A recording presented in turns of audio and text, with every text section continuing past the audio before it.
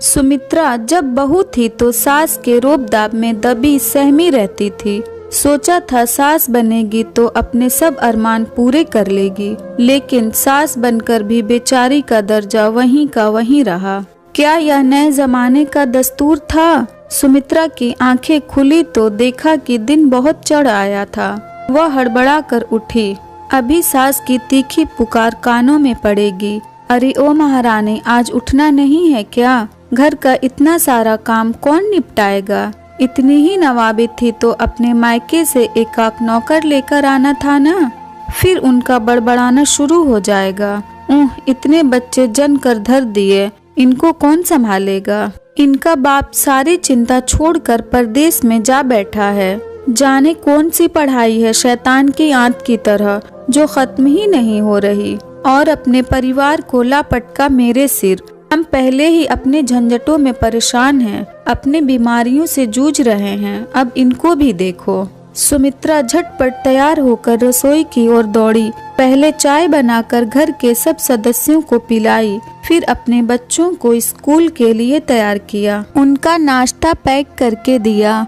उन्हें स्कूल की बस में चढ़ाकर लौटी तो थक कर निढाल हो गई थी। अभी तक उसने एक घूंट चाय तक न पी थी। सच पूछो तो उसे चाय पीने की आदत ही न थी। बचपन से ही वह दूध की शौकीन थी।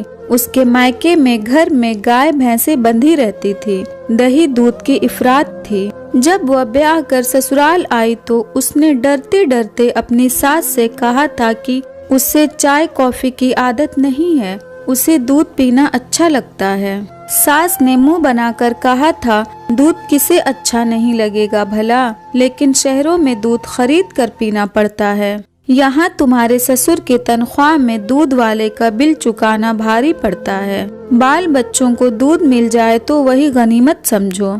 उसके बाद सुमित्रा की फिर मुंह खोलने की हिम्मत न हुई थी। उसने कमर कस ली और काम में लग गई। घर में महाराजिन थी, पर जब वह काम से नागा करती तो सुमित्रा को उसका काम संभालना पड़ता था। मेहरी नहीं आई तो सब सुमित्रा का मुंह जोहते रहते और वह झाड़ू लेकर साफ सफाई में जुट जाती। घर में कई सदस्य थे। एक बेटी थी जो अपने परिवार के साथ मायके में ही जमी हुई थी। उसका पति घर जमाई था और सास का बेहद लाडला था। सुमित्रा के अलावा 2 देवर देवरानियां भी थीं, पर वे बहुएं बड़े घर से आई थीं और सास की धौंस की वे बिल्कुल परवाह न करती थी। तकरीबन रोज ही वे खा पी बन ठन कर सैर सपाटे को चल देती। कभी मल्टीप्लेक्स सिनेमा घर में फिल्म देखती तो कभी चाट पकौड़ी खाती। सुमित्रा का भी बड़ा मन करता था कि वह घूमे फिरे, पर इस शौक के लिए पैसा चाहिए था और वह उसके पास न था। उसका पति डॉक्टरी पढ़ने के लिए लंदन ये कहकर गया था, तुम कुछ दिन यहीं मेरे माता पिता के पास रहो। तकलीफ तो होगी पर थोड़े ही समय के लिए। FRCM की पढ़ाई पूरी होगी और नौकरी लग जाएगी। मैं तुम लोगों को ले जाऊंगा और फिर हमारे दिन फिर जाएंगे। सुमित्रा मान गई थी। इसके सिवा और कोई चारा भी तो न था। बच्चों की पढ़ाई की वजह से उसका शहर में रहना अनिवार्य था। उनके भविष्य का सोचकर वह तंगी में ही अपने दिन काट रही थी। सास ससुर ने एक मेहरबानी कर दी थी कि उसे अपने बच्चों समेत अपने घर में शरण दी थी, लेकिन वे उसे हाथ पे हाथ धरे ऐश करने नहीं दे सकते थे। सास तो हाथ धोकर उसके पीछे पड़ी रहती थी। दिन भर उसके ऊपर आदेशों के कोड़े दागती रहती। वे उसके लिए खोज खोज कर काम निकालती। वह जरा सुस्ताने बैठती कि उनकी दहाड़ सुनाई देती। अरे बहू, थोड़ी सी बढ़िया उतार ले, खूब कड़ी धूप है, या थोड़ा सा आम का अचार बना ले। उन्हें लगता था कि बेटा एक पाई तो भेजता नहीं है, कम से कम बहू से ही घर का काम करवाकर थोड़ी बहुत बचत कर ली जाए तो क्या बुराई है। इस महंगाई के जमाने में 4-4 प्राणियों को पालना कोई हंसी खेल तो था नहीं। महीने में एक दिन सुमित्रा को छुट्टी मिलती कि वह पास ही के गांव में अपने माता पिता से मिल आए।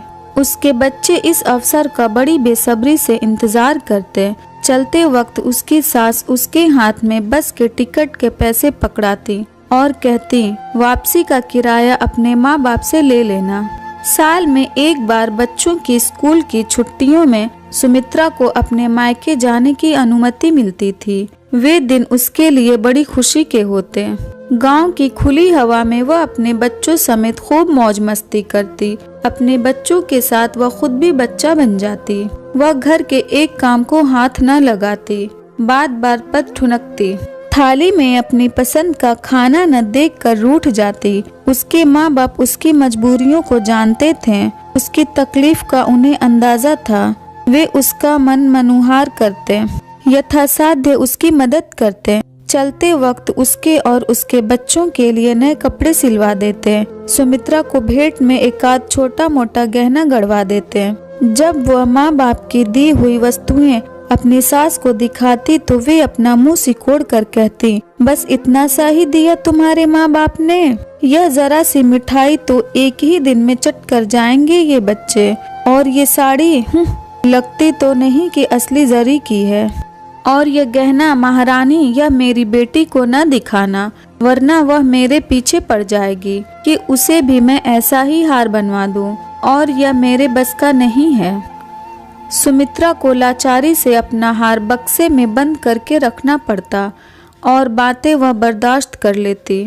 पर जब खाने पीने के बारे में उसकी सास तरफदारी करती तो उसके आंसू बरबस निकल आते। घर में जब भी कोई अच्छी चीज बनती तो पहले ससुर और बेटों के हिस्से में आती, फिर बच्चों को मिलती। कभी कभी ऐसा भी होता कि मिठाई या अन्य पकवान खत्म हो जाता और सुमित्रा के बच्चे निहारते रह जाते, उन्हें कुछ न मिलता।